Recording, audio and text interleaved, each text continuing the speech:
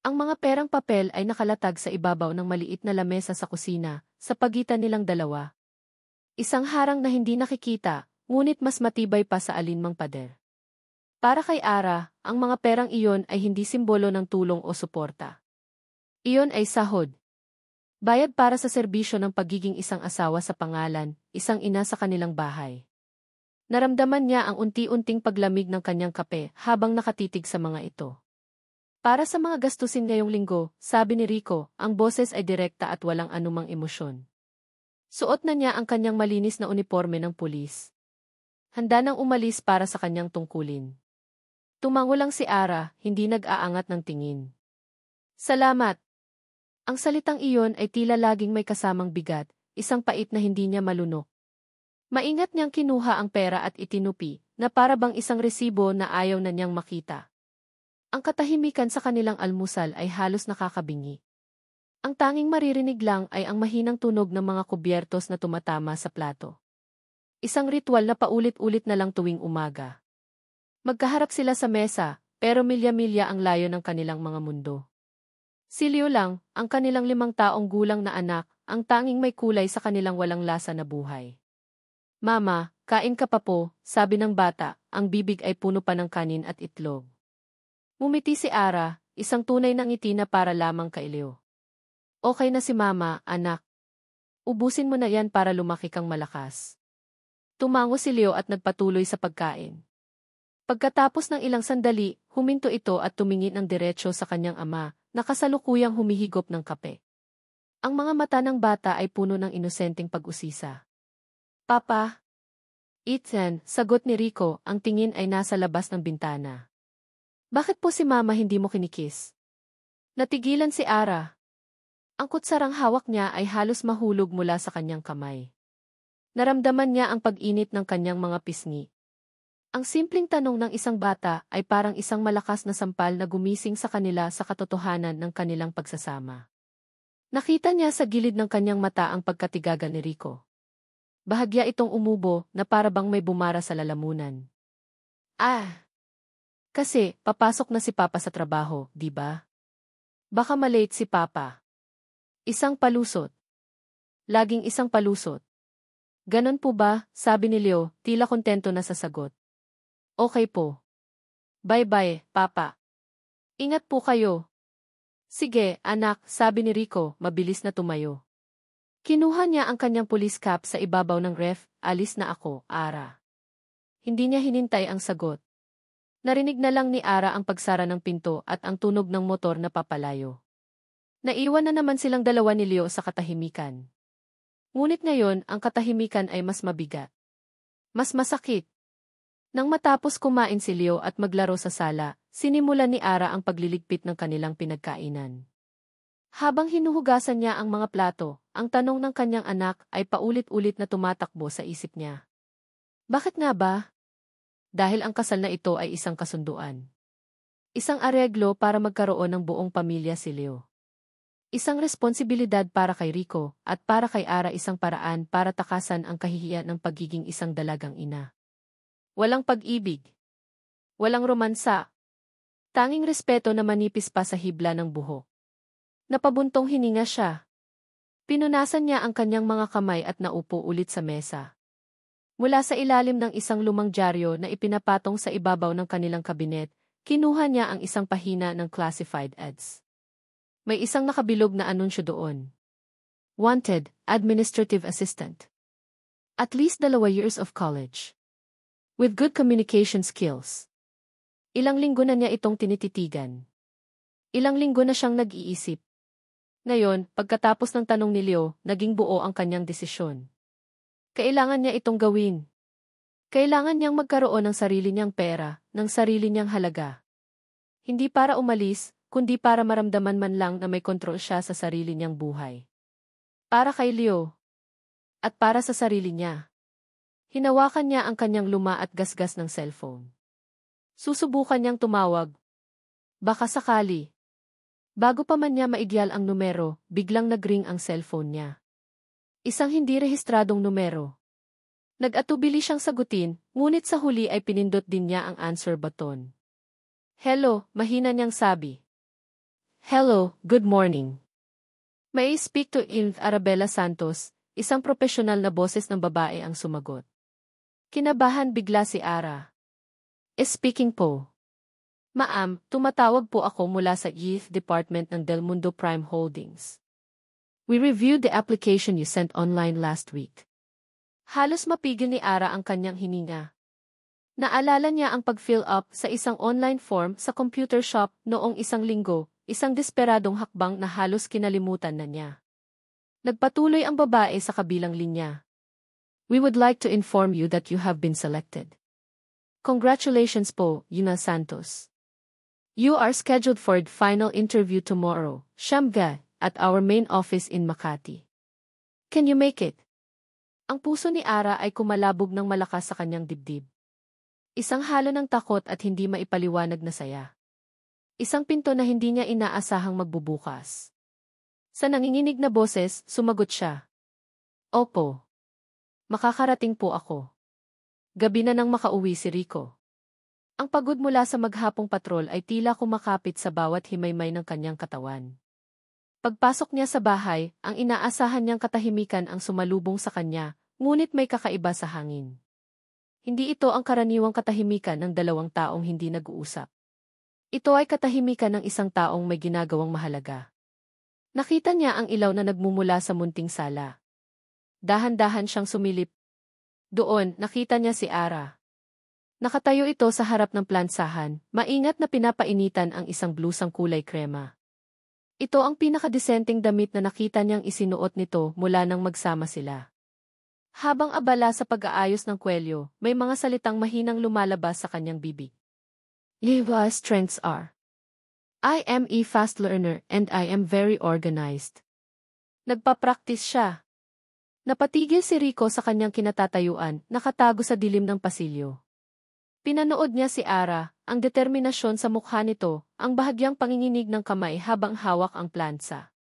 Nakita niya ang pag-aalala sa mga mata nito, ang pag-asang makakuha ng trabahong matagal na nitong inaasam. At sa isang iglap, bumalik sa kanya ang lahat. Ang amoy ng ospital. Ang mahinang, tuloy-tuloy na tunog ng heart monitor. Ang malamig na kamay na mahigpit na nakahawak sa braso niya. Flashback.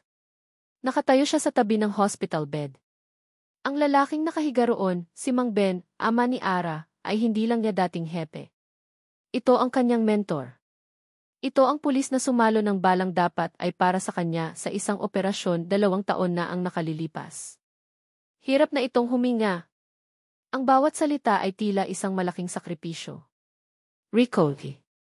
Mahinang tawag ni Mang Ben. Sir, huwag ka munang magsalita. Magpagaling ka, sabi ni Rico, pilit itinatago ang panginginig ng kanyang boses. Umiling si Mang Ben, isang mapait na ngiti ang sumilay sa mga labi nito. Wala na to, iho. Alam ko na. Tumingin ito ng diretsyo sa mga mata ni Rico, isang puhunan ng isang ama na malapit ng mang-iwan. Ang anak ko si Ara, walang-wala yon. Matigas ang ulo, pero mabuti ang puso.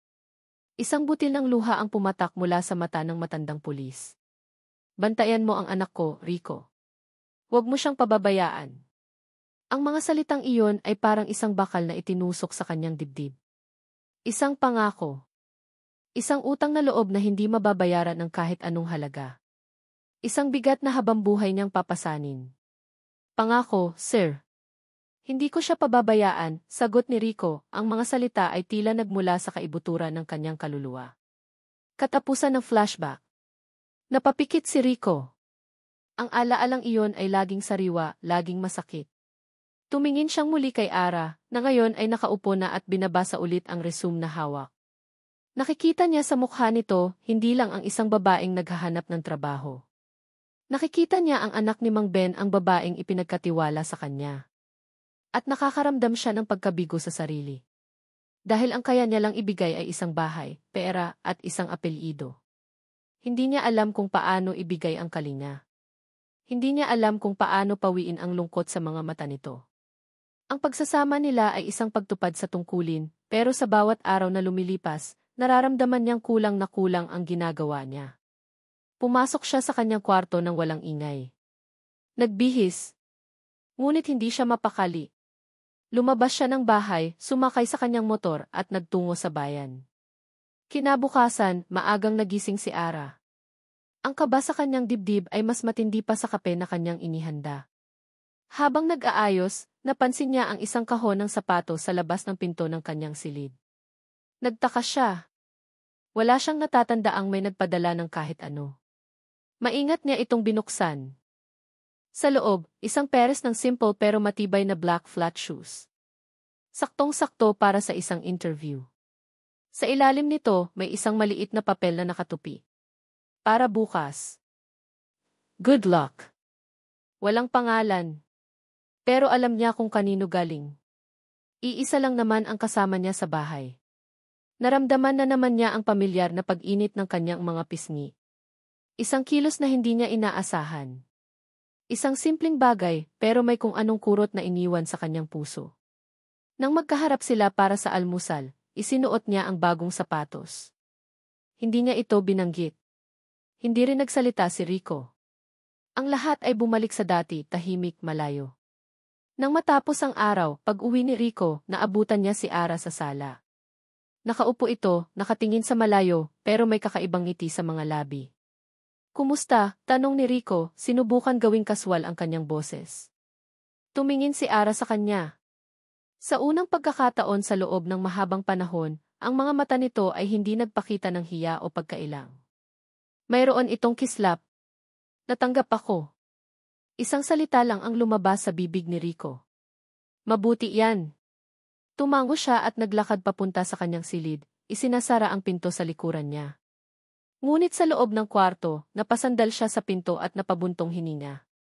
Mabuti yan. Iyon lang ba ang kaya niyang sabihin? Masaya siya para kay Ara.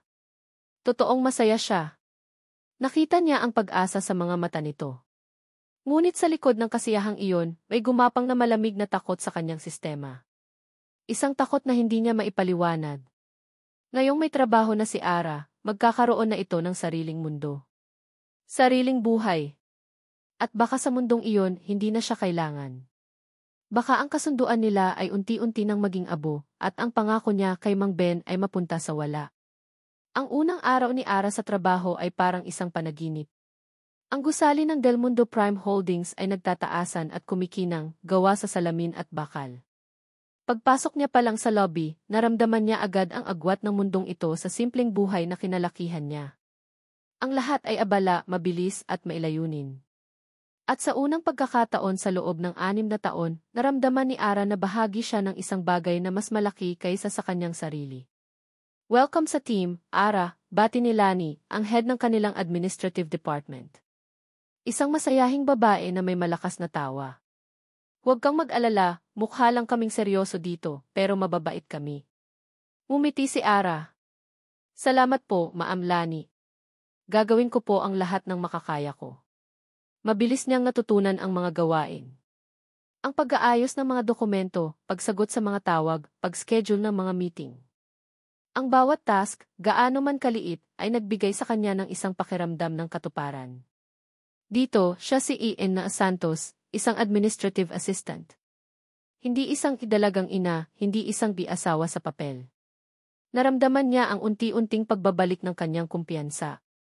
Ang bigat na matagal na niyang pasan-pasan ay tila bahagyang gumaan. Okay, team. Quick huddle, tawag nila ni bandang hapon. May emergency meeting tayo sa conference room T in 5 minutes. Ipapakilala ang bagong C. Nagkaroon ng bulungan sa buong opisina. Bago. Akala ni Ara ay matagal nang pinapatakbo ng pamilyang Del Mundo ang kumpanya. Sumunod si Ara sa kanyang mga bagong katrabaho papasok sa malaking conference room. Naupo siya sa isang sulok, tahimik na nagmamasid. Ang lahat ay nakasuot ng kanilang mga business attire, mukhang sabik at kinakabahan sa kung sino ang kanilang bagong pinuno. Maya-maya, bumukas ang pinto. Pumasok ang ilang miyembro ng board of directors, mga seryosong lalaki at babae na nasa edad na. At sa likuran nila, isang lalaking matangkad, nakasuot ng isang mamahaling dark blue suit. Ang kanyang buhok ay maayos na nakasandal, at ang kanyang tindig ay nagpapakita ng kapangyarihan at kumpiyansa. Nagsimulang magsalita ang isa sa mga board members. Good afternoon, everyone. It is with great pleasure that we introduce to you the new Chief Executive Officer of Del Mundo Prime Holdings T. Hindi na narinig ni Ara ang mga sumunod na salita. Ang kanyang atensyon ay nakatuon sa lalaking ngayon ay humahakbang papunta sa unahan. Nang humarap ito sa lahat, isang pamilyar na ngiti ang sumilay sa mga labi nito. Isang ngiti na minsan ay naging dahilan ng kanyang kaligayahan at kalaunan ng kanyang pinakamalalim na pighati. Ang mundo ni Ara ay tila huminto sa pag-ikot. Ang hangin sa kanyang baga ay biglang nawala. Ang mga boses sa paligid niya ay naging isang mahinang ugong. Ang lalaking nakatayo sa harap, ang bagong fifi ng kumpanya, ay si Julian. Julian Del Mundo. Ang lalaking minahal niya ng buong puso. Ang lalaking nangako sa kanya ng walang hanggan. Ang lalaking bigla na lang naglaho na parang bula 6 na taon na ang nakalipas. Iniwan siyang durog, nag-iisa, at nagdadalang tao. Nagsimula itong magsalita, ang boses ay malumanay at puno ng otoridad. Bawat salita ay parang isang punyal na tumutusok sa puso ni Ara. Pinag-uusapan niya ang T-vision, growth, at T-future. Mga salitang kailanman ay hindi niya inugnay sa lalaking ito. Pagkatapos ay iginala ni Julian ang kanyang paningin sa buong silid, isang ngiti pa rin sa kanyang mga labi. At pagkatapos nagtama ang kanilang mga mata. Nakita ni Ara ang pagfla ng gulat sa mukha ni Julian. Ang ngiti nito ay bahagyang natigilan. Ang mga mata nito ay nanlaki. Isang segundo lang iyon, pero para kay Ara, iyon ay isang buong buhay. Nakita siya nito. Nakilala siya nito. Mabilis na nakabawi si Julian. Ibinaba niya ang kanyang tingin at nagpatuloy sa kanyang talumpati na parang walang nangyari. Pero para kay Ara, huli na ang lahat. Ang conference room ay biglang naging napakaliit. Pakiramdam niya ay sinasakal siya. Gusto niyang tumakbo, magtago, maglaho. Pero ang kanyang mga paa ay tila nakapako sa sahig. Ang lahat ng pag-asa na naramdaman niya kanina ay biglang naglaho, napalitan ng isang pamilyar na takot. Natapos ang talumpati. Nagpalakpakan ang lahat. Tumayo sila bilang paggalang. Nakiayon na lang si Ara. Ang mga kamay ay nanginginig habang pumapalakpak sa taong sumira ng kanyang buhay. Nang matapos ang palakpakan, nagsalita muli si Julian. Ang kanyang boses ay kalmado, ngunit ang kanyang mga mata ay nakatutok ng diretso sa direksyon ni Ara. Thank you, everyone. I look forward to working with all of you. Huminto siya sandali na para bang may biglang naisip. And before you all go back to your desks, I would like to have a word with our new administrative assistant, Ms. Arabella Santos. In Israel office. Now. Ang lahat ng ulo ay lumingon sa kanya. Naramdaman ni Ara ang pag-akyat ng dugo sa kanyang mukha. Ang tibok ng kanyang puso ay napakalakas na halos marinig na niya ito. Ang multo ng kanyang kahapon ay hindi lang nagbalik. Nakatayo ito sa harap niya at tinatawag ang kanyang pangalan. Ang bawat hakbang ni Ara papunta sa opisina ng CFI ay parang isang pagtapak sa nagbabagang uling. Ang mga mata ng kanyang mga bagong katrabaho ay nakasunod sa kanya, puno ng pagtataka at bulungan na hindi niya marinig ngunit ramdam na ramdam niya. Ang kanyang mga kamay ay nanlalamig at ang tibok ng kanyang puso ay isang malakas na tambol sa kanyang mga tainga. Nagtayo siya ng isang pader sa paligid ng kanyang sarili. Isang mataas at makapal na pader na gawa sa 6 na taon ng sakit, pag-iisa, at pagpipigil. Ito lang ang kanyang magiging proteksyon. Nang marating niya ang malaking pinto na gawa sa kahoy, huminga siya ng malalim bago kumatok. Pasok, isang boses mula sa loob ang sumagot. Ang boses na iyon. Binuksan niya ang pinto. Ang opisina ay napakalaki, mas malaki pa sa buong sala at kusina niya pinagsama. Ang sahig ay natatakpan ng malambot na karpet. Isang dambuhalang bintanang salamin ang nagsisilbing pader sa isang gilid na nagpapakita ng tanawin ng buong syudad ng Makati. Sa gitna ng lahat ng iyon, nakaupo si Julian sa likod ng isang malaking mesa. Dahan-dahang isinara ni Ara ang pinto sa kanyang likuran. Ang pag-click nito ay parang tunog ng isang seldang ikinandado. Silang dalawa na lang. N. Santos, sabi ni Julian, tumatayo. Hindi niya ginamit ang pangalang ni Ara sa simula na para bang sinusubukan pa rin itong maging propesyonal. Maupo ka. Hindi gumalaw si Ara. Nanatili siyang nakatayo malapit sa pinto, ang kanyang postura ay matigas at formal. Ano po ang maipaglilingkod ko sa inyo, sir? Ang salitang giserg ay sinadya niyang diinan. Isang paalala sa kanilang dalawa, lalo na sa sarili niya, kung ano ang posisyon niya, at kung ano na lang ang dapat nilang pag-usapan. Isang mapait na ngiti ang gumuhit sa mga labi ni Julian. Naglakad ito palibot sa kanyang mesa, papalapit sa kanya. Bawat hakbang nito ay nagpapakaba sa dibdib ni Ara. Ara, di. Sabi nito, ang boses ay malumanay na ngayon, puno ng isang emosyon na ayaw nang kilalanin pa ni Ara. Huwag mo akong tawaging sir. Please. Hindi sumagot si Ara. Ang kanyang mga mata ay nakatutok sa isang punto sa pader sa likuran ni Julian, kahit saan basta't hindi sa kanyang mga mata. Ara, hindi mo alam kung gaano katagal kitang hinanap, sabi ni Julian, ang boses ay puno ng pagsisisi. Pagkatapos ng nangyari pagkatapos akong pilitin ni Papa na umalis sinubukan kitang kontakin.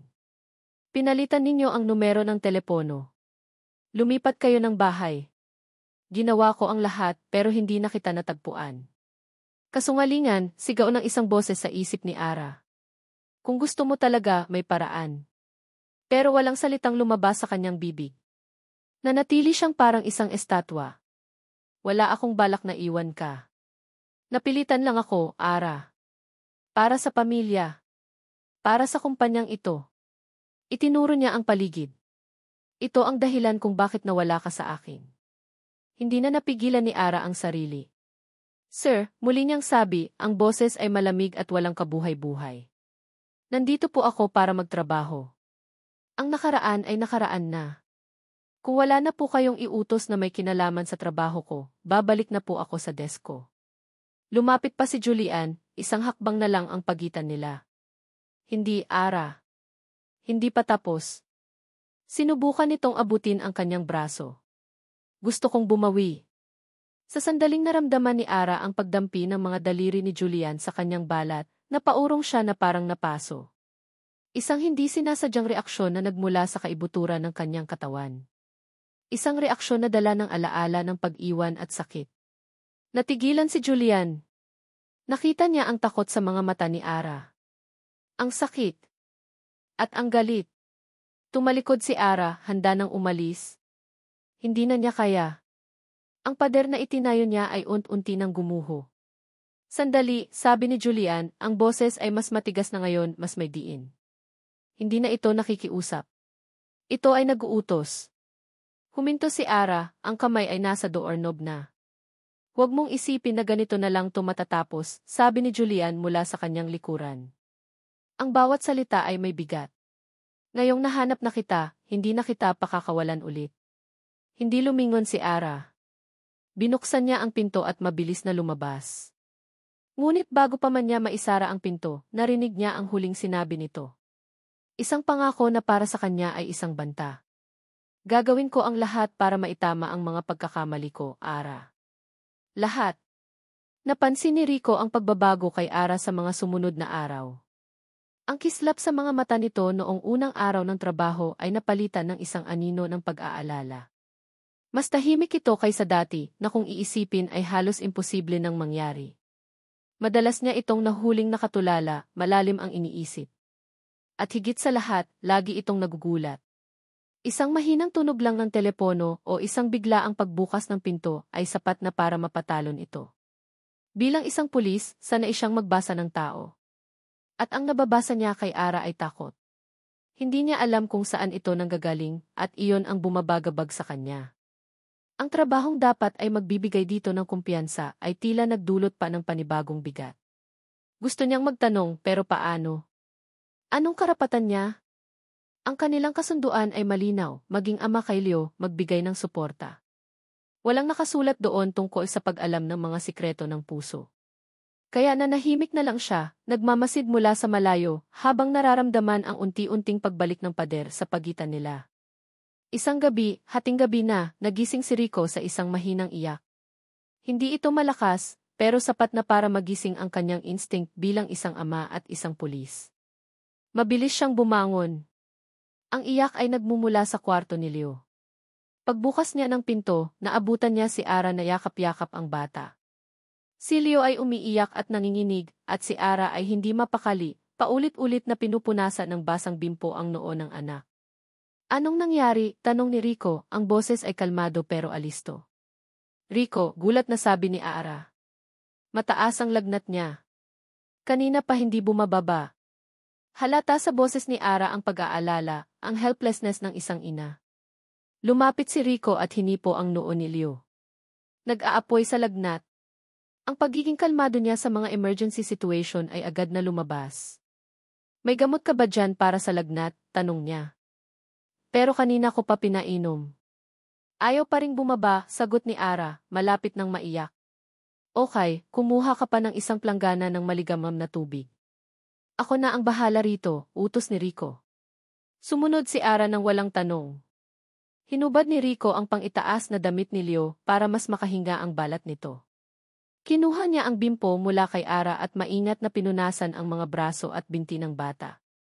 Ang kanilang mga kilos ay sabay, walang salitaan, pero may hindi maipaliwanag na pagkakaintindihan. Magkatabi silang naupo sa gilid ng kama ni Leo. Si Rico sa isang tabi, si Ara sa kabila. Ang tanging ilaw ay mula sa isang maliit na lampshade. Sa loob ng maliit na kwartong iyon, ang lahat ng pagkailang at distansya sa pagitan nila ay pansamantalang nawala. Ang tanging mahalaga ay ang batang natutulog sa gitna nila. Lumipas ang mga oras. Paminsan-minsan, nagsasalitan sila sa pagpunas kay Leo. Paminsan-minsan, nagkakatinginan sila, isang tingin ng pagod at pag-aalala na pareho nilang naiintindihan. Sa isang pagkakataon, nakita ni Rico na pumipikit-pikit na si Ara, nilalabanan ang antok. Pagod na pagod ito mula sa trabaho at ngayon naman ay sa pag-aalaga. Maya-maya, naramdaman ni Rico ang isang bigat sa kanyang balikat. Napatingin siya. Nakasandal na pala ang ulo ni Ara sa kanya, mahimbing nang natutulog. Natigilan si Rico. Hindi siya gumalaw. Hindi siya huminga ng malalim. Pinakiramdaman niya ang init ng hininga ni Ara sa kanyang liig, ang gaan ng ulo nito sa kanyang balikat. Sa unang pagkakataon, naramdaman niya ito na ganito kalapit. Hindi bilang isang responsibilidad, kundi bilang isang tao. Isang babaeng pagod, isang inang nag-aalala. Pinagmasdan niya ang mukha nito sa dilim. Ang mahahabang pilik mata, ang bahagyang nakaawang na mga labi. Sa sandaling iyon, nawala ang pulis na si Rico de Leon. Ang naiwan ay isang lalaking nakaramdam ng isang kakaibang kalinga, isang pagnanais na protektahan ang babaeng natutulog sa kanyang balikat. Hindi na dahil sa isang pangako, kundi dahil iyon ang gusto niyang gawin. Hindi na siya gumalaw pa hanggang sa mag-umaga. Kinabukasan, si Ara ang unang nagising. Nagulat siyang makita ang sarili na nakabalot sa isang kumot na pamilyar ang amoy ni Rico. Ang malinis at bahagyang amoy sabon na pabango nito. Dahan-dahan siyang umayos ng upo, nalilito. Hindi na siya nakasandal sa balikat ni Rico. Nakahiga siya sa kabilang dulo ng kama ni Leo, maayos na nakakumot. Inilipat siya nito. Ang unang pumasok sa isip niya ay si Leo. Mabilis niyang hinipo ang noo ng anak. Malamig na ito. Ang lagnat ay nawala na. Nakahinga siya ng maluwag, isang malaking bigat ang nabunot sa kanyang dibdib. Nang iangat niya ang kanyang tingin, nakita niya si Rico na tahimik na nakatayo sa may pintuan, nakamasid sa kanila. Hindi niya alam kung gaano na ito katagal doon. Bumaba na ang lagnat niya, mahinang sabi ni Rico na para bang ayaw nitong sirain ang katahimikan ng umaga. Tumango si Ara, hindi alam ang sasabihin.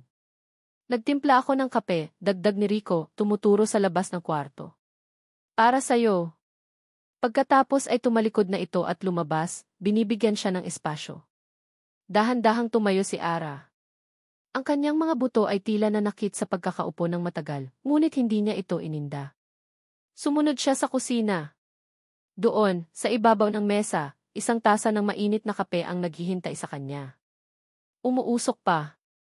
Nakasandal si Rico sa lababo, nakatingin sa labas ng bintana habang umiinom mula sa sarili niyang tasa. Kinuha ni Ara ang tasa na para sa kanya. Ang init nito ay gumapang sa kanyang nanlalamig na mga palad. Humigop siya. Ang tamis at pait ng kape ay tila gumising sa kanyang diwa. Ang katahimikan sa pagitan nila ay iba ngayon. Hindi ito ang karaniwang bigat at pagkailang. Mayroon itong gaan. Isang pag-unawa na hindi na kailangan pang sabihin.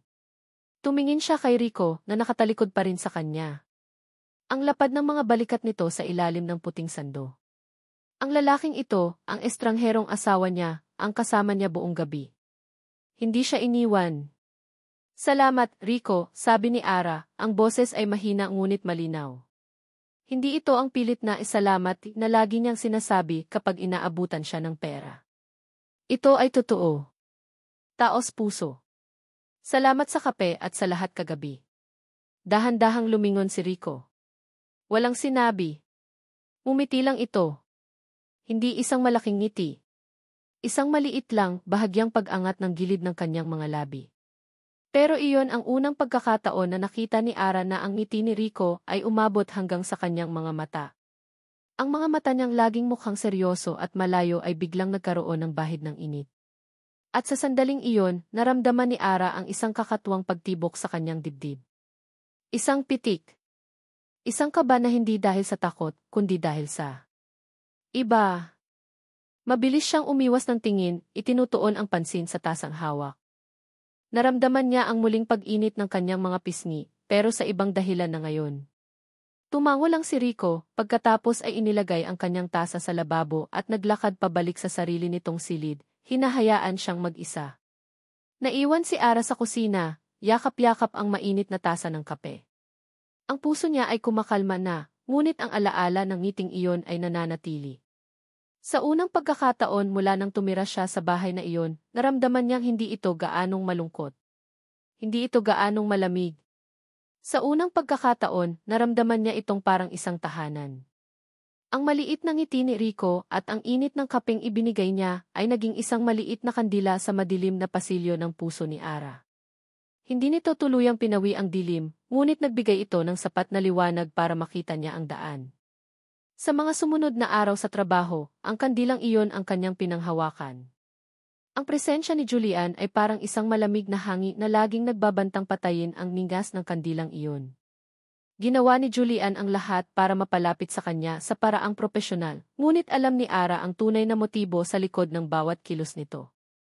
Bigla siyang ipapatawag sa opisina nito para sa mga bagay na kaya namang i-email. O kaya ibigla itong susulpot sa kanyang desk para magtanong tungkol sa isang report na hindi naman niya hawak. Bawat pagkakataon ay isang pagsubok sa kanyang pagpipigil. Ang tanging nagpapanatag sa kanya ay ang pag-uwi sa gabi.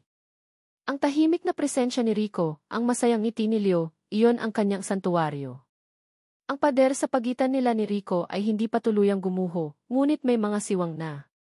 Minsan, nagkakasalubong ang kanilang mga mata at isang maliit na tango ang kanilang palitan. Simpleng bagay, pero para kay Ara, iyon ay isang malaking pagbabago. Isang Biyernes ng hapon, nang malapit nang matapos ang oras ng trabaho, isang email ang pumasok sa inbox ni Ara. Galing kay Julian. Subject, Urgent, Year-End Financials Consolidation. Ina Santos, I need you to stay behind tonight. We need to collate and double-check these figures for the board meeting tomorrow morning. This is top priority. Napatitig si Ara sa screen. Financials? Hindi iyon sakop ng trabaho niya. Trabaho iyon ng accounting department. Ito ay isang malinaw na palusot. Isang paraan para makulong siya sa opisina kasama nito. Nanginginig ang mga kamay niya habang nagtatype ng reply, sinusubukang humanap ng dahilan. Pasensya na po, sir, may sakit po ang anak ko. Kailangan ko po umuwi ng maaga. Ngunit alam niyang hindi iyon ubra. Say ito. Ang utos nito ay batas. Pinindot niya ang delete button. Wala siyang magagawa. Unti-unting nabawasan ang tao sa opisina. Narinig niya ang masayang iingat at happy weekend ng kanyang mga katrabaho. Bawat isa sa kanila ay isang paalala ng kanyang sitwasyon. Naiwan siyang mag-isa sa kanilang departamento, kasama ang tunog ng aircon at ang nakakabinging kaba sa kanyang dibdib. Lumabas si Julian mula sa opisina nito, niluwagan ang kanyang kurbata. Okay, let's start. Walang nagawa si Ara kundi tumango at sumunod sa conference room. Sa loob ng 2 oras, nagpanggap silang nagtatrabaho. Naglalatag si Julian ng mga folder, nagpapaliwanag ng mga numero na alam ni Ara ay hindi niya kailangang malaman. At si Ara, nakaupo lang doon, tumatango, sumasagot ng opo, sir, sa tuwing kailangan, habang ang isip ay lumilipad. Nang sa wakas ay matapos ang pagpapanggap, sinabi ni Julian, okay, that's it for now. I-print mo na lang ang mga final copies bukas ng umaga. Sige po, sir, mabilis na sagot ni Ara, tumatayo na para makatakas. Salamat sa tulong mo, Ara, sabi ni Julian habang naglalakad ito pabalik sa desk ni Ara. Tila may hinahanap. Sinundan siya ni Ara ng tingin, nagtataka. At doon niya nakita. Kinuha ni Julian ang maliit na silver picture frame sa kanyang lamesa. Ang nag-iisang personal na bagay na inilagay niya roon. Ang larawan ni Leo, nakangiti habang yakap ang isang maliit na bola. Ang gwapo naman ng anak mo, sabi ni Julian, ang mga mata ay nakatitig sa larawan. Isang ngiti ang sumilay sa kanyang labi. Kamukha mo. Napatigil si Ara. Ang dugo sa kanyang katawan ay tila nanigas. Salamat po, halos pabulong niyang sagot. Hindi inaalis ni Julian ang tingin sa litrato. Masaya siguro ang asawa mo. Swerte siya sa inyo. Hindi nakasagot si Ara. Pagkatapos ay itinaas ni Julian ang kanyang tingin mula sa larawan at tumitig kay Ara. Ang mga mata ay biglang naging seryoso. Ilang taon na siya, Ara? Isang simpleng tanong. Ngunit para kay Ara, iyon ang pinakamabigat na tanong sa buong mundo. Ang hangin ay muling nawala sa kanyang baga. Aanim na po, pagsisinungaling niya, ang boses ay bahagyang pumiyok. Napakunot ang noo ni Julian. Ibinalik nito ang tingin sa larawan pagkatapos ay kay Ara ulit. Nakita ni Ara ang pagtakbo ng isip nito. Ang pagkalkula. Ang pag-aalinlangan. Nakita niya ang pagbabago sa ekspresyon nito mula sa pagiging mausisa patungo sa isang dahan-dahang realisasyon. Ibinaba nito ang picture frame, ang kilos ay mabagal at maingat. 6 na taon, inulit nito, hindi bilang isang tanong, kundi bilang isang pahayag. 6 na taon tayong hindi nagkita. Pero ang batang ito, tumingin itong muli sa larawan. Hindi siya mukhang 6 na taon, Ara. Mukha siyang mas bata. Nanatiling tahimik si Ara. Ang kanyang puso ay kumakaripas ng takbo. Ang pader na itinayo niya ay tuluyan ang gumuho at ang mga piraso nito ay tumutusok sa kanyang dibdib. Sabihin mo sa akin ang totoo, sabi ni Julian, ang boses ay nanginginig na ngayon, puno ng isang desperadong intensidad. 5 taon mula noong huli tayong magkasama. 5 taon, Ara. Lumapit ito sa kanya, ang mga mata ay nanlilisik, naghahanap ng sagot sa kanyang mukha. Ara, sabi nito, ang boses ay halos isang bulong ng takot at pag-asa. Anak ko ba siya? Walang salitang lumabas sa bibig ni Ara. Wala na siyang lakas para magsalita. Wala na siyang lakas para magsinungaling pa. Ang tanging nagawa niya ay mapayuko habang naramdaman niya ang unti-unting pag-init ng kanyang mga mata. At pagkatapos, isang butil ng luha, isang taksil na patak ng katotohanan, ang pumatak mula sa kanyang mga mata at bumagsak sa ibabaw ng kanyang kamay. Isang luha lang. Pero iyon na ang naging sagot. Nakita ni Ara ang pagbabago sa mukha ni Julian. Ang gulat ay naging isang malalim na sakit, at pagkatapos ang sakit ay naging isang bagay na mas nakakatakot. Ang kanyang mga panga ay nagtiim. Ang kanyang mga mata ay nawala ng lahat ng lambot. Napalitan ito ng isang malamig at nakakatakot na determinasyon. Ang lalaking nagsisisi ay nawala na. Ang naiwan ay isang taong nakahanap ng isang bagay na matagal nang nawawala sa kanya. Isang bagay na inaakala nitong pag-aari niya. At gagawin niya ang lahat para mabawi ito. Ang katapusan ng linggo ay dumating na may dalang hindi inaasahang bisita. Pag-uwi ni Rico mula sa police station noong Sabado ng tanghali, pagod at gusto lang sanang magpahinga, isang tricycle ang huminto sa tapat ng kanilang bahay. Mula roon ay bumaba ang isang babaeng pamilyar sa kanya. Ang kanyang tita Elena. Kapatid ng kanyang yumaong ina. Rico, iho, masiglang bati nito, bitbit ang isang malaking bayong na puno ng mga gulay at prutas. Surprise! Dumaan lang ako para kamustahin ka. Ang tagal mo nang hindi dumadalaw sa amin sa probinsya. Napangiti si Rico, isang iting pilit. Mahal niya ang kanyang tiyahin, ngunit kilala niya ito. Si Tita Elena ay isang babaeng may matalas na mata, mas matalas na dila, at opinyon sa lahat ng bagay. Tita, bakit hindi po kayo nagsabi? Sana nasundo ko kayo, sabi ni Rico habang kinukuha ang mabigat na bayong. Nako, ayos lang. Gusto kitang sorpresahin, sabi nito, ang mga mata ay nilibot na agad ang kabuuan ng bahay. Pinupuna ang bawat alikabok, bawat gamit na wala sa lugar. Aba, malinis naman pala ang bahay mo. Maayos naman pala ang pag-aalaga sa iyo ng asawa mo. Ang paraan ng pagkakasabi nito ng salitang i-asawa ay may bahid ng pagdududa na para bang isang salitang banyaga na hindi bagay sa kanyang pamangkin. Sakto namang lumabas si Ara mula sa kusina, dala ang isang baso ng malamig na tubig. Rico, andyan ka na pala, natigilan ito nang makita ang kanilang bisita. Tumingin si Tita Elena kay Ara mula ulo hanggang paa. Isang mabilis ngunit mapanuring tingin. Ngumiti ito, ngunit hindi umabot sa kanyang mga mata. Ikaw na siguro si Ara. Ako si Elena, tiyahin ni Rico. Magandang hapon po, tita, magalang na bati ni Ara, inaabot ang kamay para magmano. Tinanggap naman ito ni Tita Elena, pero mabilis lang. Maupo po muna kayo. Ang tanghalian ay naging isang interogasyon na si Ara ang biktima. Bawat subo ni Tita Elena ay may kasamang komento. Medyo maalat ang adobo mo, no? Sa susunod, bawasan mo ang toyo. Ang kanin dapat mas buhaghag. Masyadong malagkit. Saan ka nga pala nagtatrabaho, sabi mo? Ah, sa Del Mundo. Malaking kumpanya yon. Malaki siguro ang sweldo ng boss mo. Si Rico ay tahimik lang na kumakain, ngunit nararamdaman niya ang tensyon sa hangin.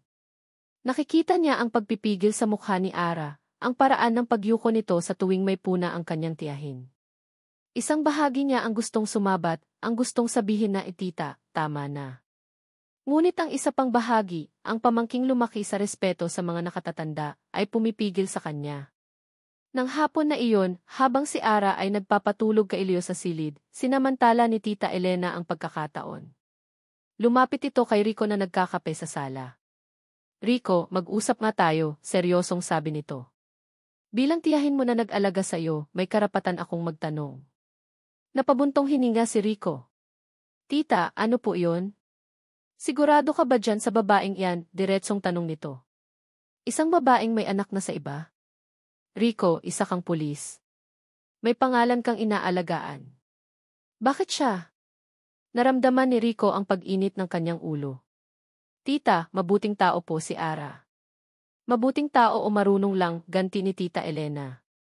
Iho, hindi na ako bata. Alam ko na ang mga galawan ng mga babaeng tulad niyan. Baka naman ginagamit ka lang niyan para may magandang buhay ang anak niya. Para may masabing ama? Hindi po siya ganoon, mariing sabi ni Rico, ngunit ang kanyang depensa ay tunog mahina, kulang sa kumbiksyon. Dahil paano niya ipapaliwanag ang kanilang kasunduan? Paano niya ipapaliwanag ang pangako niya kay Mang Ben? Paano niya ipapaliwanag ang mga nararamdaman niyang hindi pa niya mismo maintindihan? Desisyon ko po ito, tita, iyon na lang ang nasabi niya. Asawa ko siya. Umiling si Tita Elena, puno ng pagkadismaya. Bahala ka. Basta ako, nagbababala lang. Buksan mo ang mga mata mo, Rico. Baka isang araw, paggising mo, wala ka ng lahat. Kinagabihan, habang naghahanda sila ng hapunan, biglang tumunog ang cellphone ni Ara. Nakita ni Rico ang pagbabago sa mukha nito nang makita ang pangalan sa screen. Mabilis itong tumalikod at lumayo ng kaunti para sagutin. Hello, mahinang sabi ni Ara, ngunit sapat na para marinig sa tahimik na bahay. Hindi narinig ni Rico ang sinasabi sa kabilang linya, pero narinig niya ang sagot ni Ara. Ang boses nito ay malamig at matigas. Paulit-ulit na lang ba tayo, Sir Julian? Sinabi ko na sa'yo, wala tayong dapat pag-usapan. Huwag ka nang tumawag ulit. Pagkatapos ay mabilis nitong pinatay ang tawag. Napansin ni Rico na nakatingin din pala si Tita Elena. Nakatayo ito sa may pintuan ng kusina, hindi kumukurap. Hindi nito narinig ang buong usapan, pero malinaw na narinig nito ang pangalan. Sir Julian. Nakita ni Rico ang pagbabago sa mukha ng kanyang tiyahin. Ang pagdududa ay napalitan ng isang tiyak na hinala. Ang mga mata nito ay kumitid na para bang nakahanap ito ng isang piraso ng puzzle na matagal na nitong hinahanap. Tumingin si Tita Elena kay Rico, pagkatapos ay kay Ara, na ngayon ay nakatayo na parang estatwa, hawak ang cellphone na parang isang mainit na bakal. Isang makahulugang ngiti ang sumilay sa labi ni Tita Elena. At alam ni Rico, sa sandaling iyon, na ang bagyo ay hindi pa tapos. Nagsisimula pa lamang ito. Ang pananatili ni Tita Elena sa bahay ay parang isang madilim na ulap na hindi umaalis. Ang bawat kilos ni Ara ay may kasamang mapanuring tingin. Ang bawat salita niya ay sinusukat. Ang bahay na nagsisimula ng maging tahanan ay naging isang korte, at siya ang nasasakdal. At ang hukom ay hindi lang si Tita Elena. Pati si Rico. Mula nang marinig nito ang tawag ni Julian, naramdaman ni Ara ang pagbabalik ng pader sa pagitan nila. Mas makapal. Mas mataas. Ang mga simpleng tango ay nawala. Ang mga saglit na pagtatama ng mga mata ay iniwasan na. Bumalik sila sa dati pero mas malala. Dahil ngayon, ang pagkailang ay nabahira na ng pagdududa. Noong Lunes, ang giyera ni Julian ay opisyal na nagsimula. Isang delivery man mula sa isang mamahaling toy store ang kumatok sa kanilang pinto. Ang dala nito ay isang dambuhalang kahon na halos kasing laki ni Leo. Nang buksan ito ni Leo, isang kumikinang na remote-controlled na sasakyan ang lumabas. Isang laruan na alam ni Ara ay katumbas na siguro ng isang buwang sahod niya. Wow! Mama! Para sa akin to, sigaw ni Leo, ang mga mata ay kumikinang sa tuwa. Walang card. Walang pangalan. Pero alam ni Ara kung kanino galing. Sino naman ang nagbigay niyan? Ang mahal niyan, sabi ni Tita Elena mula sa likuran, ang boses ay puno ng parinig.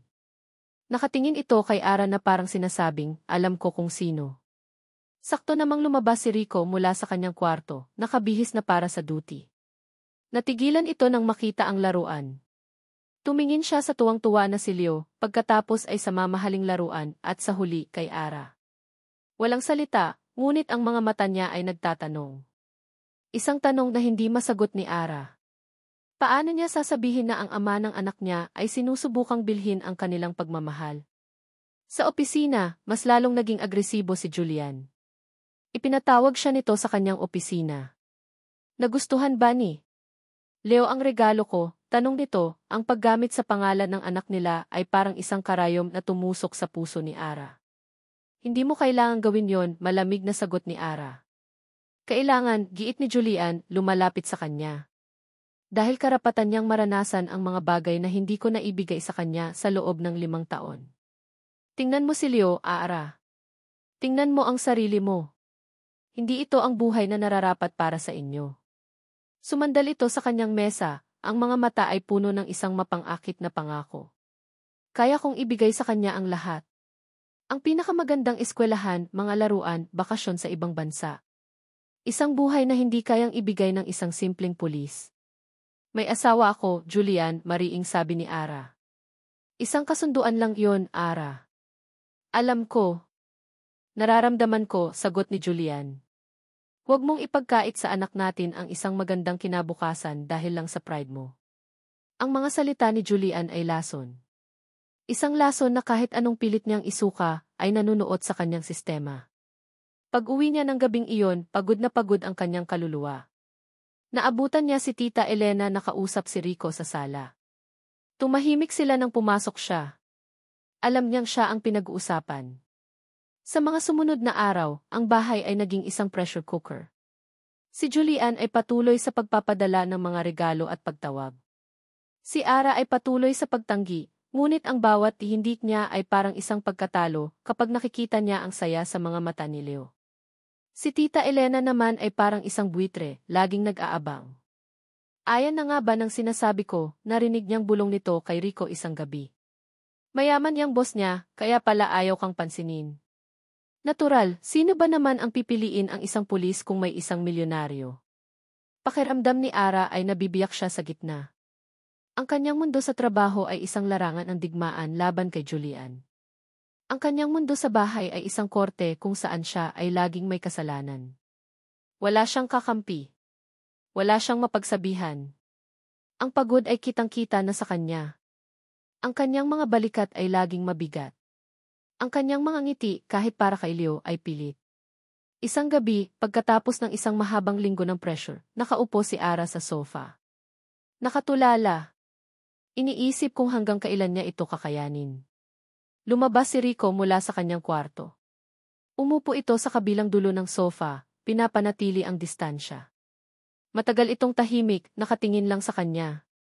Nakikita ni Ara sa gilid ng kanyang mata ang pag-aaral nito sa kanyang mukha. Sa wakas, nagsalita ito.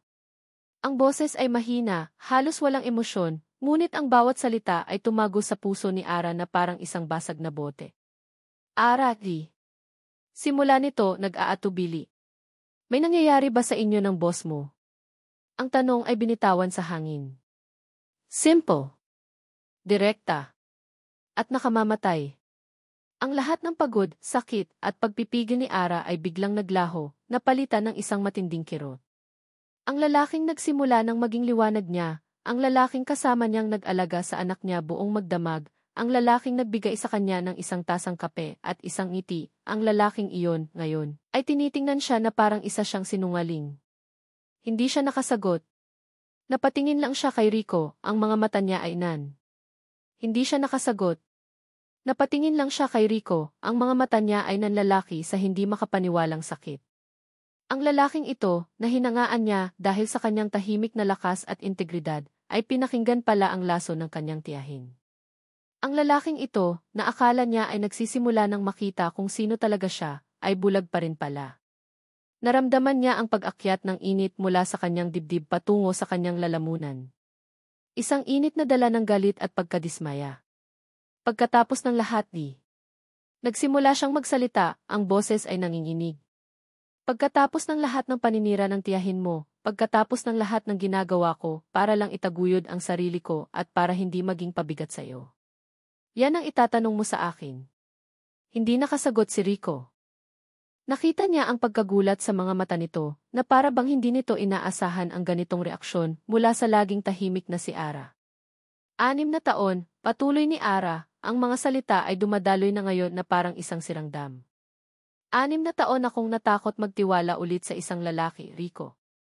6 na taon kong pinaniwala ang sarili ko na wala akong kwenta dahil iniwan ako. Tapos ngayong sinusubukan kong bumangon, ngayong sinusubukan kong maniwala na may halaga ako, ikaw pa mismo ang dududa sa akin. Tumayo siya, hindi na makatingin sa mukha ni Rico. Ang bawat salita ay isang kirot, hindi lang para kay Rico, kundi para na rin sa sarili niya. Dahil habang sinasabi niya ang mga iyon, nararamdaman niya kung gaano katotoo ang mga ito. Akala ko iba ka, sabi niya, ang boses ay basag na. Bago pa man makasagot si Rico, isang boses ang pumagitna sa kanila. Malamig. Matagumpay. Tama na iyang drama mo, Ara. Si Tita Elena.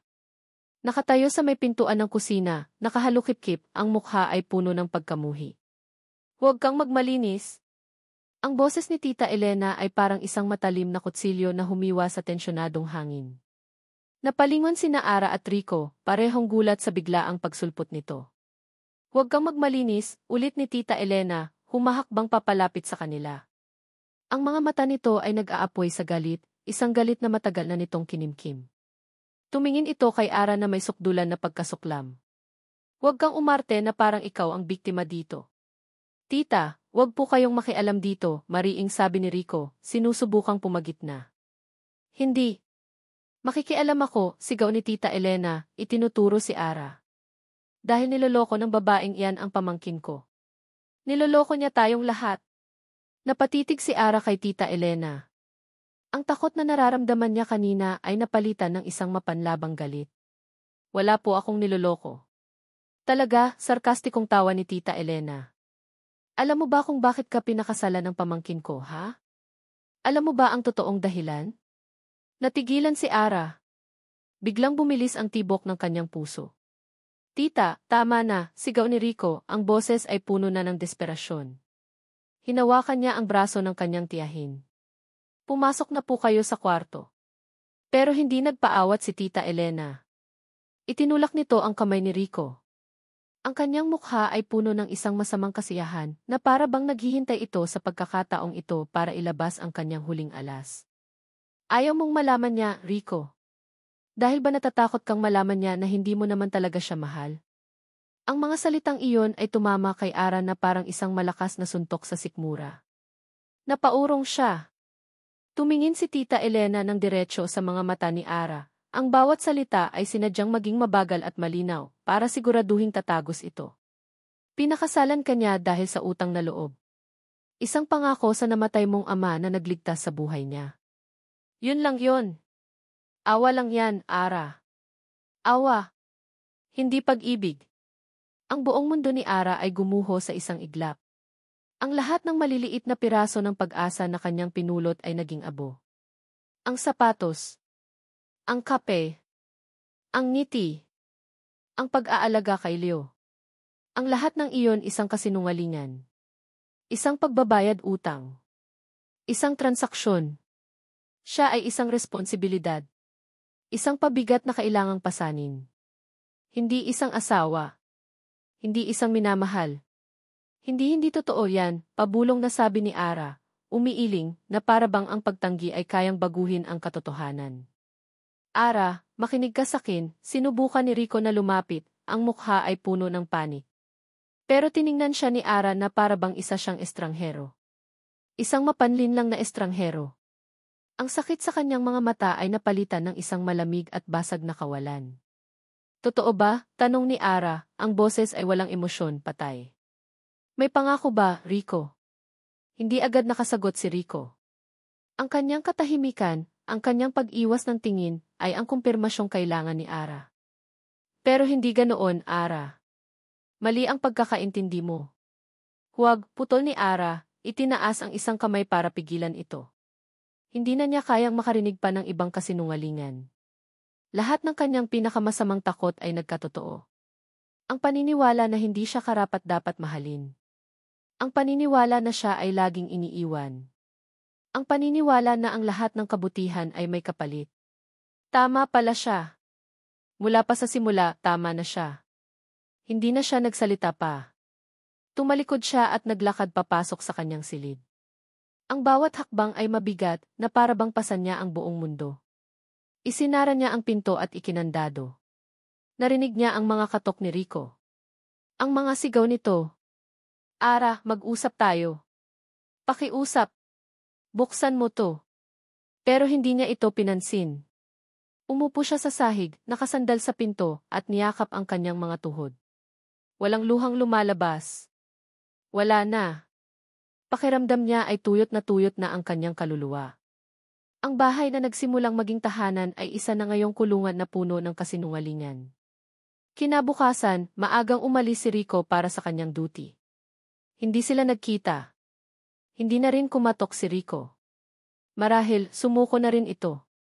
Marahil, masaya na itong nabunyag na ang lahat. Nang marinig ni Ara ang pag-alis ng motor nito, doon lang siya nagsimulang kumilos.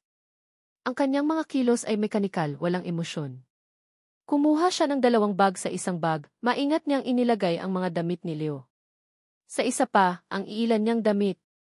Hindi niya kinuha ang sapatos na bigay ni Rico. Iniwan niya ito sa labas ng kanyang pinto. Pagkatapos ay kumuha siya ng isang piraso ng papel at isang panulat. Simple lang ang isinulat niya. Walang hinanakit. Walang galit. Tanging isang pagpapalaya. Salamat sa lahat. Pinalalaya na kita sa pangako mo.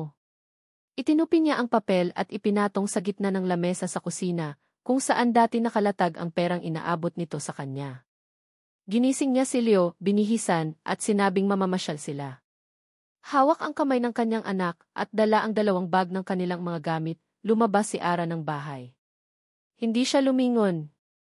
Nang gabing iyon, pag-uwi ni Rico mula sa isang mahaba at nakakapagod na araw, isang nakakabinging katahimikan ang sumalubong sa kanya. Mas malala pa sa dati. Walang amoy na nilulutong hapunan. Walang tunog ng kartoon sa telebisyon. Pumasok siya sa kwarto ni Ara. Bukas ito. Ang kama ay maayos na nailigpit. Ang aparador ay bahagyang nakaawang. At sa loob wala ng laman. Ang puso ni Rico ay tila tumigil sa pagtibok. Kumaripas siya ng takbo papunta sa kusina. Sa ibabaw ng mesa, nakita niya ang isang nakatuping papel. Nanginginig ang mga kamay niya nang buksan niya ito. Ang maikling sulat ay parang isang sentensya ng kamatayan. Nabitawan niya ang papel. Napatingin siya sa paligid ng bahay. Ang bahay na walang laman. Ang bahay na walang buhay. Wala na sila. Umalis na si Ara. At isinama nito ang kanyang anak. Iniwan siya. Ang unang 24 na oras ay isang impyerno para kay Rico. Ang bawat sulok ng tahimik na bahay ay sumisigaw ng kanilang pagkawala. Ang laruan ni Leo na naiwan sa sala, ang tasa ng kape na ginamit ni Ara, ang pares ng sapatos na bigay niya na nakatayo pa rin sa labas ng kwarto nito, lahat ay mga paalala ng kanyang pagkukulang, ng kanyang pinakamatinding pagkakamali. Isang pulis siya. Sanay siyang maging kalmado sa gitna ng krisis. Ngunit ngayon, ang krisis ay nasa loob ng kanyang dibdib at hindi niya alam kung paano ito kontrolin. Ang kanyang isip ay parang isang sirang plaka, paulit-ulit na tinutugtog ang mga huling salita ni Ara, ang tanong sa kanyang mga mata, ang pagsara ng pinto. Ang unang ginawa niya ay harapin ang pinagmulan ng lahat. Naabutan niya si Tita Elena sa kusina, nagtitimpla ng kape na para bang isang ordinaryong umaga lang. Umalis na sila, tita, sabi ni Rico, ang boses ay malamig at walang anumang emosyon. Tumingin si Tita Elena sa kanya, may bahid ng tagumpay sa mukha. Abay dapat lang. Para matauhan ka na sa wakas. Ngayon, makakahanap ka na ng babaeng nararapat sa'yo, iho. Isang babaeng walang. Umalis na po kayo, putol ni Rico. Ang lamig sa kanyang boses ay sapat na para patigilin ang sinasabi ng kanyang tiyahin. Ngayon na. Rico. Ano ka ba? Tinutulungan lang kita. Umalis na po kayo, tita, ulit niya, mas mariin, habang nakatitig ng diretsyo sa mga mata nito. Kung hindi dahil sa inyo, kasama ko pa sila ngayon. Kaya umalis na po kayo bago pa may masabi akong hindi maganda. Nakita ni Rico ang gulat at takot sa mukha ng kanyang tiyahin. Walang imik itong kinuha ang mga gamit at mabilis na umalis. Ngunit ang pag-alis nito ay hindi nagbigay ng ginhawa. Sinubukan niyang tawagan ang cellphone ni Ara. Cannot be reached. Sinubukan niyang isipin kung saan ito maaaring pumunta. Wala itong pamilya sa probinsya. Wala siyang kilalang malapit na kaibigan nito. Sa sandaling iyon, mas lalong naging mabigat ang kanyang pagkakasala. 6 na taon niyang kasama sa iisang bubong, pero ni isang kaibigan nito ay wala siyang alam.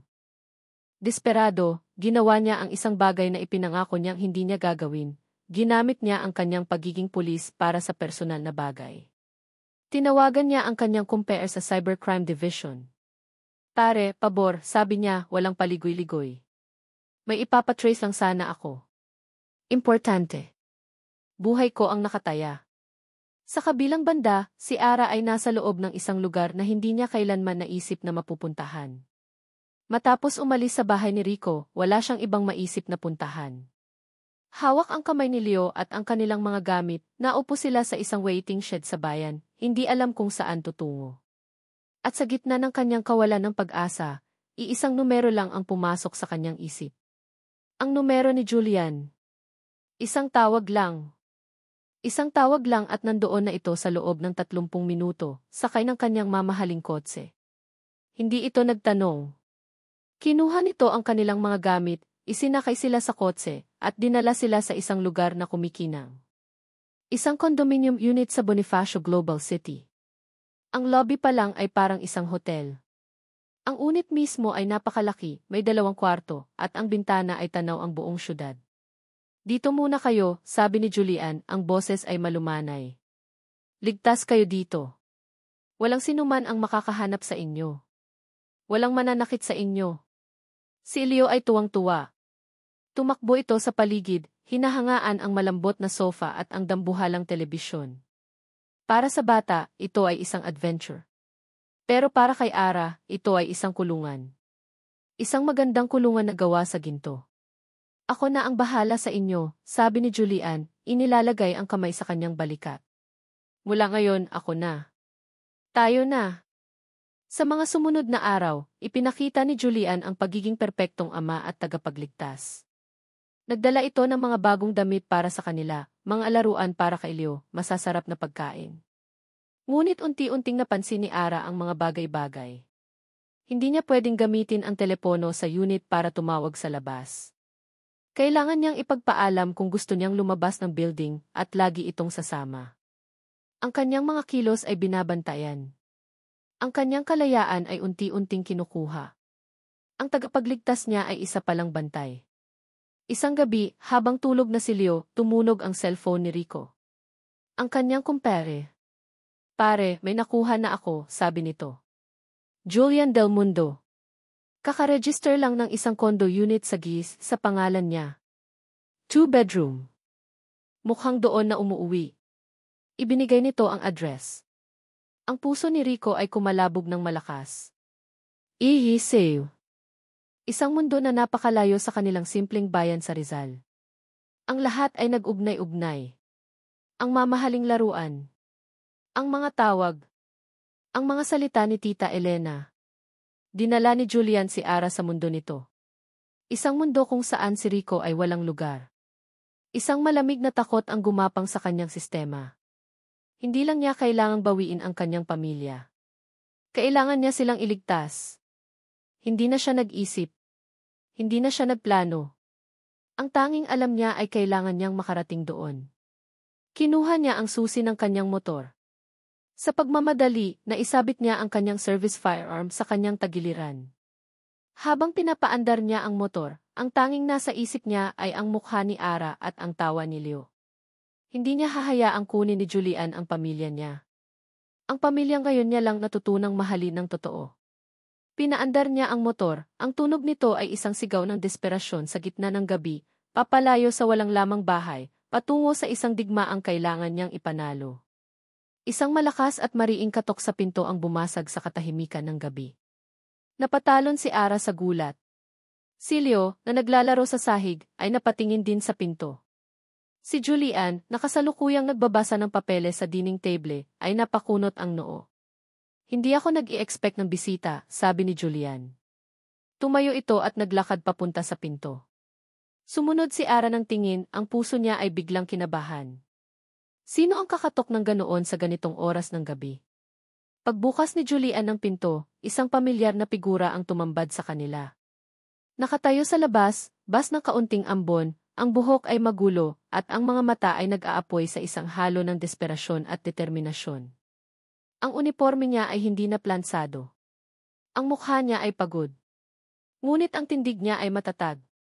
Rico, bulong ni Ara, ang pangalan ay tila isang hininga na hindi niya namalayang pinipigil pala niya. Anong ginagawa mo rito? Malamig na tanong ni Julian, hinarangan ang daan. Paano mo nalaman ang lugar na ito? Hindi pinansin ni Rico si Julian. Ang mga mata nito ay nakatuon lamang sa isang tao. Sa kanya. Nandito ako, sabi ni Rico, ang boses ay direkta at malinaw, para kunin ang mag-ina ko. Ang bawat salita ni Julian ay parang langis na ibinubuhos sa apoy na nag-aalab na sa kanyang dibdib. Pero pinigilan niya. Hindi galit ang kailangan niya ngayon. Kailangan niya ng katatagan. Ang mag-ina mo, tumawa si Julian, isang tawang mapanghamak. Wala ka ng pamilya rito, pulis. Pinili na ni Ara na sumama sa akin. Pinili niya ang isang magandang kinabukasan para sa anak namin. Iginawi ni Julian ang kanyang kamay sa paligid ng marangyang kondo unit. Tingnan mo to, Rico. Ito ang kaya kong ibigay. Isang ligtas at komportableng buhay. Ikaw, anong maibibigay mo? Isang maliit na bahay sa isang magulong lugar. Isang kakarampot na sweldo ng pulis? Panganib? Yan ba ang gusto mo para sa kanila? Bawat salita ni Julian ay totoo. At masakit. Napatingin si Rico kay Ara. Nakita niya ang pagkalito sa mga mata nito. Nakita niya ang sakit na siya mismo ang nagdulot. Alam niya. Hindi niya kayang manalo sa larong ito gamit ang pera. Iisa lang ang armas niya. Ang katotohanan. Gaano man ito kasakit. Sabi ni Rico, ang boses ay kalmado na ngayon. Hindi ko kayang ibigay ang lahat ng yan. Tumingin siya kay Julian, pagkatapos ay ibinalik ang tingin kay Ara. Mabibigay mo sa kanya ang lahat, pero hindi mo kayang ibigay ang sarili mo. Ako, wala akong maibibigay kundi ang sarili ko. Humakbang siya pasulong, nilagpasan si Julian na tila isa lang itong hangin. Tumayo siya sa gitna ng sala, ilang talampakan ang layo mula kay Ara. Ara, sabi niya, ang puso niya ay parang sasabog. Tama si tita. May pangako. Nakita niya ang bahagyang pag-urong ni Ara. Ang sakit na bumalik sa mga mata nito. May pangako ako sa ama mo, patuloy niya, pinipilit na huwag mabasag ang kanyang boses. Naalagaan kita bilang pagtupad sa pangakong yun. Yun ang totoo. At yun ang pinakamalaking pagkakamali ko. Ang ituring kang isang responsibilidad. Napayo ko siya. Pero hindi na yun totoo ngayon, Ara. Matagal nang hindi. Inangat niya ang kanyang tingin, ang mga mata ay puno ng lahat ng emosyon na matagal niyang itinago. Ang pagmamahal ko sa'yo hindi yan utang. Binuo ko yan. Sa bawat araw na kasama kita, sa bawat umagang nagtitimpla tayo ng kape sa katahimikan, sa gabing magkatabi tayong nag-alaga kay Leo doon ko iyan naramdaman. Bawat piraso ng pagsasama natin, binuo ang pagmamahal na ito. Naramdaman niya ang pag-init ng kanyang mga mata. Pinili kita, Ara. At araw-araw, kahit hindi ko sabihin, kahit hindi ko ipakita, pinipili kita. Pinipili ko ang pamilyang ito. Ang bawat salita ni Rico ay parang isang alon na humahampas sa pader na itinayo ni Tita Elena sa kanyang puso. Hindi niya tinanggihan ang tungkol sa pangako. Inamin niya ito. Ngunit ang mga salitang sumunod. Tumingin siya sa mga mata ni Rico. Wala siyang makitang kasinungalingan. Tanging sakit, pagsisisi, at isang katapatan na tumatagos hanggang sa kanyang kaluluwa. Huwag kang maniwala sa kanya, Ara, sigaw ni Julian. Salita lang yan. Ako, ito. Ito ang totoo. Itinuro niya ang lahat ng nakapaligid sa kanila. Ang karangyaan. Ang materyal na bagay. Tumingin si Ara kay Julian. Nakita niya sa mukha nito ang galit. Ang possessiveness. Nakita niya ang isang lalaking gustong manalo. Isang lalaking gustong bawiin ang isang bagay na inaakala nitong pag-aari niya. Pagkatapos ay tumingin siyang muli kay Rico. Nakita niya ang isang lalaking handang matalo. Isang lalaking inilalantad ang kanyang puso, basag at hindi perpekto, pero totoo. Isang maliit na boses ang bumasag sa kanilang pagtititigan. Papa Rico. Si Leo. Nakatayo ito, nalilito. Tumingin ito kay Julian pagkatapos ay kay Rico. At pagkatapos, sa isang iglap tumakbo ito. Hindi kay Julian. Tumakbo ito papunta kay Rico at niyakap ang mga binti nito. Papa Rico, uwi na tayo. Ang simpleng kilos ng kanyang anak. Ang simpleng mga salita. Iyon na ang sagot. Naramdaman ni Ara ang pagtulo ng mga luha na matagal na niyang pinigilan. Ngunit ngayon, hindi na ito luha ng sakit. Ito ay luha ng kalinawan. Naglakad siya papunta sa kanyang dalawang lalaki. Lumuhod si Rico at niyakap si Leo. Tumingala ito sa kanya, ang mga mata ay puno ng pag-asa at takot. Hinawakan ni Ara ang kamay ni Leo. Pagkatapos ay tumingin siya kay Rico at ibinigay ang kanyang kabilang kamay dito. Naramdaman niya ang mahigpit na hawak ni Rico, isang hawak na nagsasabing hindi na kita bibitawan. Tumayo silang tatlo. Isang pamilya. Tumingin si Ara kay Julian, ang boses niya ay mahinahon ngunit matatag. Salamat sa tulong mo, Julian. Pero uwi na kami. Tumingin siya kay Rico, isang maliit na ngiti ang sumilay sa kanyang mga labi sa gitna ng kanyang mga luha. Umuwi na tayo, Rico. Naiwan si Julian na nakatayo, natigilan. Pinanood niya ang tatlong tao, ang babaeng minsan niyang sinaktan, ang lalaking kanyang hinamak, at ang anak na hindi niya kailanman naging kanya, na magkakasamang tumalikod at lumabas ng pinto. Isinara ang pinto. At naiwan si Julian, mag-isa sa gitna ng kanyang malamig at marangyang kulungan. Ilang buwan na ang lumipas. Ang biyahe pa uwi mula sa kondominium ni Julian ay tahimik. Si Leo ay nakatulog sa gitna nilang dalawa ni Rico sa tricycle. Ang kanilang mga kamay ay magkahawak pa rin, isang tahimik na pangako na mas matibay pa sa alinmang salita. Ang pagbabalik sa kanilang maliit na bahay ay parang isang malalim na paghinga pagkatapos ng matagal na pagkakakulong sa ilalim ng tubig. Ang mga unang araw ay puno pa rin ng pagkailang, ngunit iba na ito. Ito ay ang pagkailang ng dalawang taong muling natututong magtiwala, muling natututong magkilala. Wala ng mga pader. Ang naiwan ay isang bukas na espasyo na kailangan nilang dahan-dahang punan. Isang Sabado ng hapon, habang si Ara ay nagdidilig ng mga halaman sa labas, isang pamilyar na anino ang tumigil sa kanilang gate. Si Tita Elena. Bitbit nito ang isang basket na puno ng gulay, katulad noong una itong dumating. Ngunit ngayon, ang ekspresyon sa mukha nito ay iba. Wala na ang pagmamataas. Napalitan ito ng hiya at pagsisisi. Ara, Ija, sabi nito, hindi makatingin ang diretsyo. Pasensya ka na. Ang mga salita ay tila mahirap bigkasin. Mali ako. Masyado akong naging mapanghusga. Nabulag ako sa kagustuhan kong protektahan ang pamangkin ko, hindi ko nakita na sinasaktan ko na pala siya. At ikaw? Tiningnan ni Ara ang matanda. Nakita niya ang isang babaeng nagkamali. Isang babaeng, sa sarili nitong paraan, ay natakot din. Ngumiti si Ara, isang tunay at magaan na ngiti. Binuksan niya ang gate. Tuloy po kayo, tita. Sakto po, nagtitimpla ako ng kape. Ang pagpapatawad ay hindi isang salita. Ito ay isang bukas na pinto. Isang linggo pagkatapos noon, isang sulat ang dumating para kay Ara. Isang opisyal na sulat mula sa Del Mundo Prime Holdings. Sa loob, isang maikling liham na sulat kamay sa isang maliit na papel. Ara, aalis na ako.